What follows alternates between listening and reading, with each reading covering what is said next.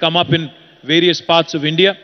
If we can focus and ensure that the youth of India doesn't unnecessarily get distracted from the development agenda and continues to stay on course, then magic can happen over the next 1 decade.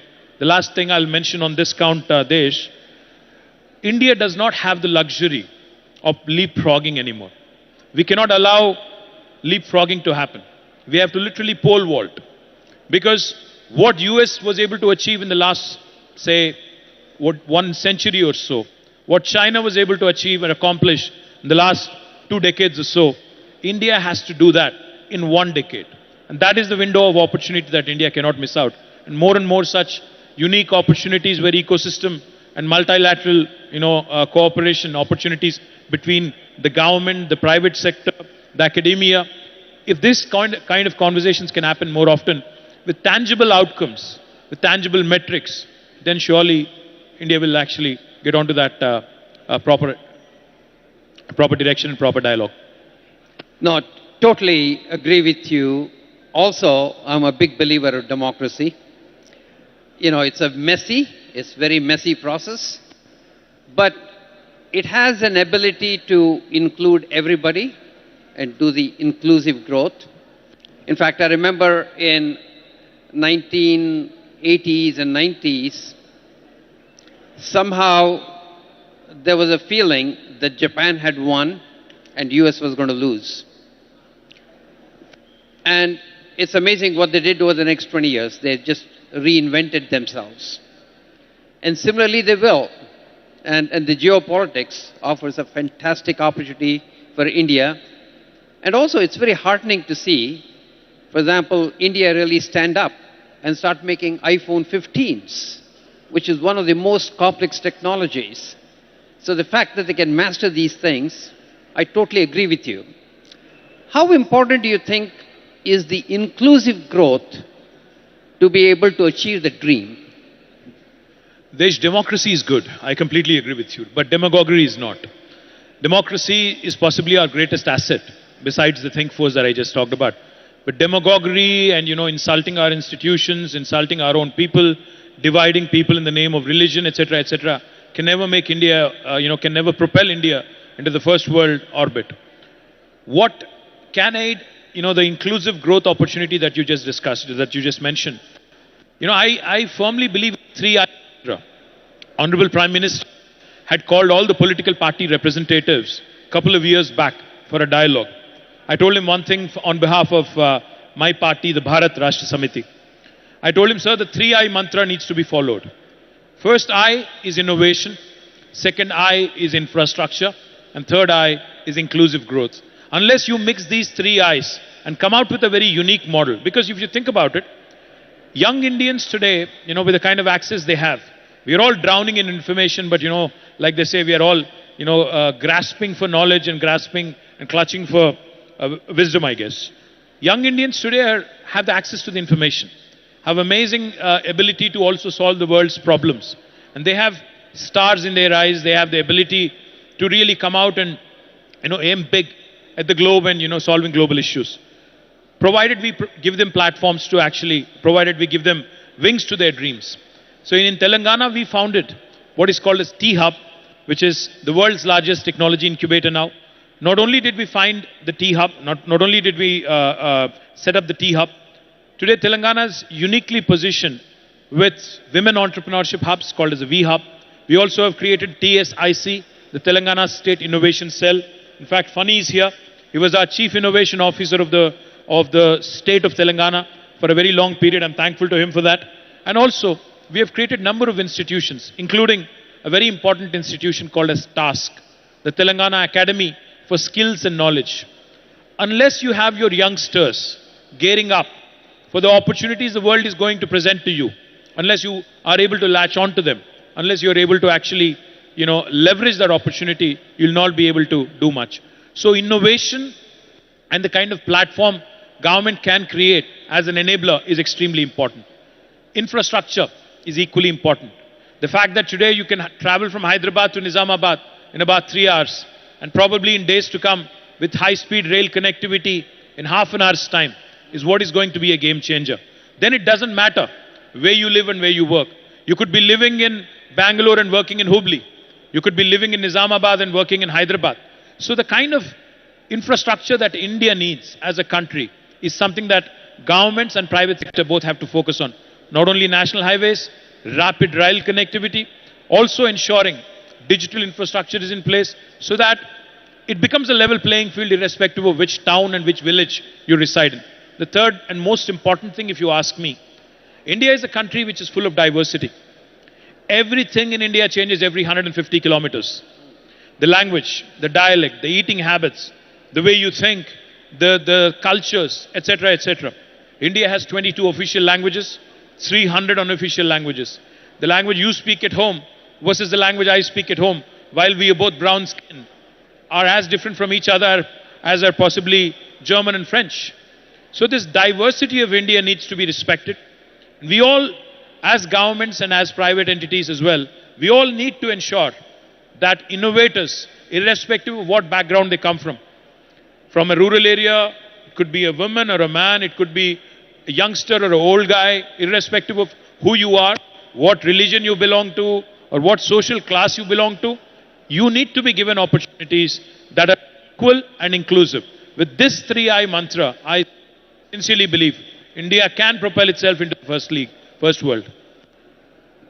So, in the crowd here, we have a lot of well-meaning citizens, very excited young people from rural India. What can they do in their individual capacity to contribute to the growth and get India to achieve its deserved position globally? I think all of us Indians, have been taught from a very early stage. When I was growing up as a young man in 80s and 90s, I used to see around me that, while we have this amazing problem-solving ability, we are always taught from a very early stage not to take much risk. We are told that you can be a job seeker, not a job creator. Entrepreneurship is something that has not been, promoted as a culture among Indian society. From a very early stage, Indian parents tell you, become a doctor or an engineer, get a job, settle in life, get married, have children, buy a house, buy a car, etc., etc. Not a single Indian parent would actually tell you, go out into the world, chase your dreams, follow your dreams, and be ambitious and actually take a risk. Unfortunately, debt in India is looked down upon, frowned upon. So this fundamental shift in attitudes that we ought to be risk-taking, we ought to think big, we ought to think global, and if we are solving a problem, remember that you're solving 1/5 of humanity's problem. So therefore, I think our ambition, our vision needs to expand a bit, our risk-taking appetite needs to expand a bit more, and culturally and sociologically, Indians need to start thinking big and start experimenting. Remember, after all, it's one life with a very limited lifespan, with a very limited capacity. So therefore, we need to risk a bit more is what I would say. And youngsters here especially, I think in my time, in Desh's time when we were growing up, I think there wasn't much appetite of capital. And today's India, and today's world, capital is not a challenge anymore. You can raise capital if you have the right kind of idea. If you have the right kind of product, the markets are there to lap it up. So therefore, I think taking a bit more risk, thinking big, thinking global, not just thinking India, I think that's the way forward from an Indian youngster's perspective, if you ask me. Well, I also want to thank you for personally finding ways to do it. I was in Basra yesterday and met these 10,000 students who are the cream of the crop. And this new initiative that Raju and Venkatraman have to really inject this entrepreneurial spirit in them is something that we really need to keep pushing, I think. Because when you ask them what would you want in the future, they all say government jobs. And so I think we have to make them a lot more ambitious, a lot more entrepreneurial to move the country forward. Now, we talked about how democracy is a good thing, but it has its own limitations. In fact, it's worse in US than in India, because in US, congressmen have to get elected every 2 years. So as soon as they get elected, the election starts again. The right? re-election starts. So what are the secrets to make sure that in democracy, the bureaucracy and the political engine can be productive? Well, I wish there was a short answer.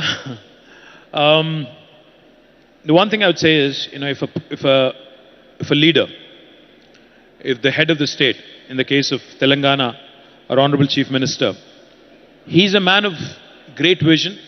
He's a man who's also rooted in reality and grassroots. If the leader has the political will, I think then bureaucracy and every other system that is supposed to work with the government will fall in place. And a great example, like I said, is the execution of one of the largest projects in the world, the largest lift irrigation project in the world, being completed in 4 years in a democracy like India, with all the challenges that we have, is a classic example of how things can be done. But having said that, I think besides the political resolve, the political will, what matters also, sincerely, I'm saying this with utmost sincerity, I think politicians should stop worrying about winning their next election all the time. If we decide that it's okay to lose an election, if we decide that it's okay to actually sit out, maybe next 5 years, then we can get a lot of stuff done, honestly. Otherwise, you're always sucking up, you're always trying to win the next election, you're always trying to do what is more popular than what is right. So therefore, I think that fine balance that is missing is something that India needs to find. Unfortunately, it's easier said than done, but I think there will come a time when development will take center stage and not halals and hijabs and other nonsense. And then I think India will actually move forward in the right direction with the right kind of intent and with the right kind of goals. Yeah, thank you. Thank you. Well, we have 5 more minutes with KTR. So if any of you have your questions that you want to ask him, please come forward and maybe we can ask them 1 or 2 questions. So please stand up and come here in the front so that we can bring a mic to you because we don't really have a lot of time.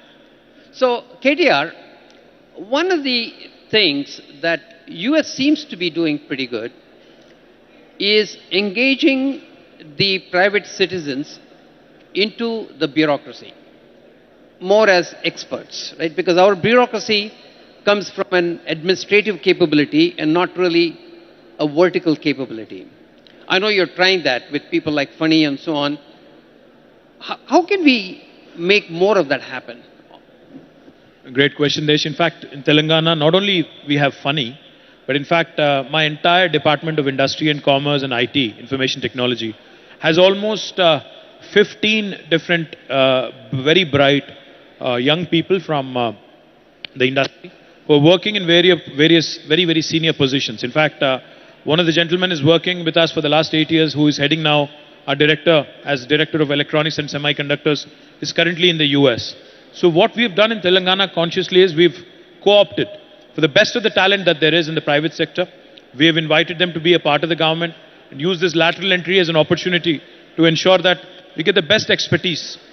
And I think you rightly pointed out, bureaucracy in India is more of an administrative capability. And bureaucrats in India are using to sit in their ivory towers and with all the entrepreneurs coming to them and literally pleading with them, ki sir, ye kar do. Unfortunately, unless we change that mindset a bit by pushing them more aggressively, by ensuring that they also get exposure to the private sector. In fact, if you ask me, I would send most of my bureaucrats into the private sector for a couple of years so that they understand what the other side of the table looks like. So therefore, I think a mix of both, sending our bureaucrats and bureaucracy into the private sector for a bit and also getting the private sector into government sector to co-opt them, I think is the right model. Way forward, I would imagine more and more positive outcomes with measurable goals, like how you do your performance appraisal. Yeah. Now that sort of a system also needs to be brought into government, and I think a combination of all this would really help.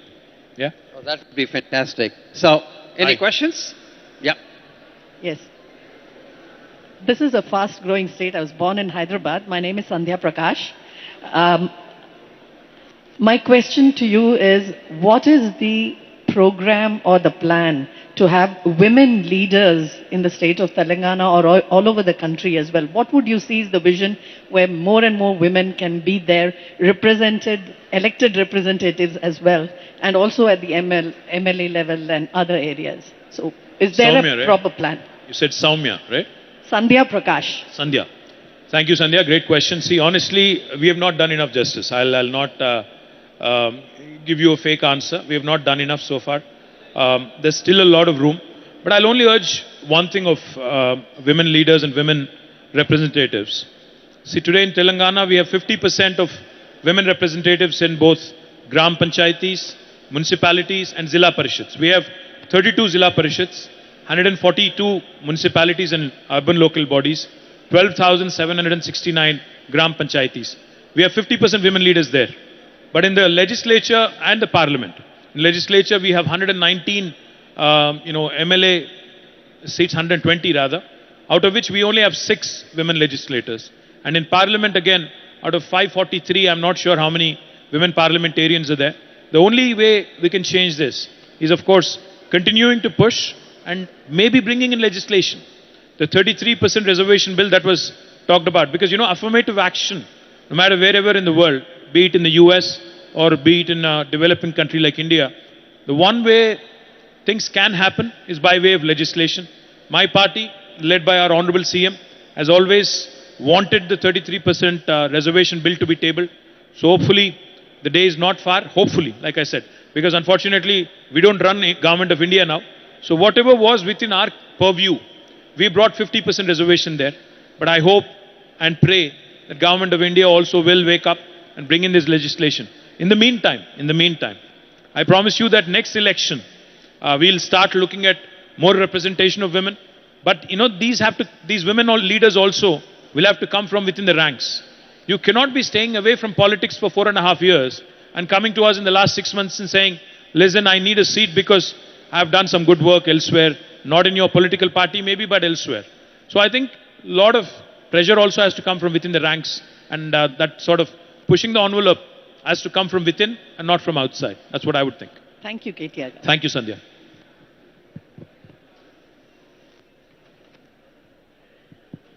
Hi, my name is Shravya and I live here right in Nizamabad. I have a question for you. A lot of entrepreneurs tend to move out of Hyderabad to Bangalore because the ecosystem is stronger and it's beginning to change. But how do we pole vault as a state to retain all our entrepreneurs here in Telangana? And what do you see we should do? You mean you don't want to move from Nizamabad and you want to resist the temptation of moving to Hyderabad or Bangalore, is it? Yeah, I want to know what is it that the state can do to retain talent in Telangana, be it Hyderabad, Nizamabad, wherever, and stop them from going away to Bangalore. You know what? I think it's a bit regressive to do anything coercive to stop people from migrating. No country has succeeded doing that. China has tried very unsuccessfully to contain people from urbanizing because they realize that urbanization is a real problem, suburbanization is a real problem. But coercion does not work, Shravya. What we have to do as governments is create better livelihood opportunities, better education opportunities, better healthcare opportunities. These are the 3 fundamental things why people migrate. Better livelihood is why most of the students go to the US and UK and elsewhere, because they believe a United States degree, including myself, I have been to the US and I've gone to school there. Why do we migrate? Why do we actually go abroad? Because we believe that the degree that is conferred on by those universities actually holds a better value. So unless we compete with them and create better institutions, we cannot contain them. Likewise, why does somebody from a small village move to Nizamabad? Why does somebody from Nizamabad move to Hyderabad? And why does somebody from Hyderabad move to US? See, this is a process. This is a journey. What we have to realize is human beings by nature are in constant pursuit of excellence, are in constant pursuit of social empowerment and economic empowerment. You can't find fault with the human nature. But at the same time, those such as yourself or Manish who said, it's not just the pursuit of economic empowerment, but pursuit of purpose, pursuit of happiness can stay put wherever you want, provided, as a government, I can give you better education opportunities, healthcare opportunities, and livelihood opportunity. So this is a continuous endeavor, and I don't think any government has cracked it across the world, not in India. So it's a continuous process, and I would sincerely think it's regressive to actually say, to put an embargo and say you can't move. That's not the right way to handle it, is what I personally believe. Cheers. Thank you so much. Thank you, Shravya. Sir, hi sir. I am Srinivas. I am MJNF fellow. So we are working in each of the districts, working on skilling ecosystem of the district. At the grassroots level, we prepare DSDPs and all. So I have compared the Telangana innovation ecosystem, which is like fast growing, with the existing ecosystem of Karnataka, and I found out that we are moving very aggressively in comparison. So similarly, when it comes to skilling ecosystem, it is an integral part of the innovation ecosystem. So how is Telangana state looking forward to enhance the skilling ecosystem for entry-level jobs other than the task? Task is looking for IT and electronic sector, but there are many other sectors where industries require a lot of manufacturing workforce. You said Srinivas, right? Yeah. Srinivas. Yes. Srinivas, great question. We have a very unique challenge, Desh, in our state. In fact, a lot of youngsters from Nizamabad, they migrate to the Gulf, to the Middle Eastern countries in search of livelihood.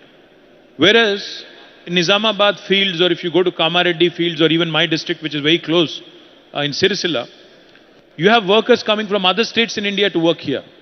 It's a very unique challenge we have, especially the vocational kind of courses, the plumbing, the electrician, the fitters, the carpenters, the gentlemen who are involved, the workers who are involved in construction industry. They come from every nook and corner in India. Whereas the Telangana youngsters are going to the Gulf. It's a very interesting problem, very interesting conundrum, if you ask me. The only way I see this changing, in fact, as I was walking out of the helipad, I saw a beautiful new building being built right next to the collectorate. So I asked my Honorable Minister, Prashant Reddy Garu, I said, what is this building? He said, it is the National Academy of Construction building, NAC building. And NAC building that is being built in Nizamabad will ensure that besides tasks like the one you just mentioned, all of these vocational courses are given due importance, are going to prepare a skilled workforce, which will help us possibly take opportunities in these spaces that I just mentioned. But that's just not enough. There is the polytechniques, there is the ITIs. Unfortunately, we've not focused enough on them, but we are getting to that stage where we'll probably start looking at more and more internships, apprenticeships, and practice school kind of an option, where we can have these children working, doing their diploma courses, work in the industry for about 6 months, gain practical exposure, so therefore become more readily employable by the time they graduate. A combination of all these, I think, will encourage our local youngsters get better employment opportunities. Yeah? Thank you, sir. We are happily looking forward to engage in that kind of ecosystem. Thank you. So, of the 4 questions that we just a second, sir. Of the 4 questions, as you said, little things in our control. Would like to get another lady to ask a question. Yes, go ahead. Hi, my name is Hannah. I'm from Minerva University. I'm one of the exchange students here. I was wondering if people going through public education, higher public education, as compared to private education, do get the necessary skills to be the future entrepreneurs and skilled workers, whether they have skills that are on a competitive level with those who graduate private institutions. Great question. I didn't get your name. Hannah. Anna? Hannah. Hannah, great question. I'm pretty sure, I'm going to go on a limb and take a guess, that both Raju and Desh went to a government school. Am I right, or did you go to a private school rather? You did. See, these 2 gentlemen who made it big in their life and who are now giving back to their cities, Nizamabad and Hubli, have both gone to a public school, not a private school. So, it doesn't really matter whether you go to a public school or a government school or a private school, as long as, you have the ability to imbibe, learn, and be ambitious in terms of your worldview and world outlook. Because I know of a number of leaders, including our chief minister, who's actually gone to a public school and has become what he has become as a first generation politician. So no matter what you want to achieve in life, be it a top-notch leader in public life, a politician, a bureaucrat, or an entrepreneur, I think what matters is how well you imbibe those skills and not otherwise, and where you imbibe them from. So I hope I answered your question partially at least. Cheers. Thank you. Hannah, also I'd like to add that the fact that you are coming to India and spending 3 months will make you a better entrepreneur. So why is it that people from Nizamabad do well in Dubai, people from Orissa do better in Nizamabad? Because out-of-box thinking is very natural for people when they come from a different place. So what we need to do is to inject all of that training into education systems so that people can think out of box, living exactly in the box. They don't have to go far away to learn all this, but having a conscious way of exposing people to different experiences is what makes them creative. And so, fantastic. Thank you. Thank you very much. You know, I think... Thank you so much. Request Mr. Desh to stay on stage and also felicitate KTR Garu. Thank you so much, KTR Garu, for your time and patient hearing to all the questions and responding to all of them in your trademark style. Right. Thank you, Chief. Thank you, thank you, thank you. Right. Okay. So KTR Garu is now moving to the agri sector where he'll be interacting with all the farmers there. And we will continue with our interaction, the beautiful panel that's set up next.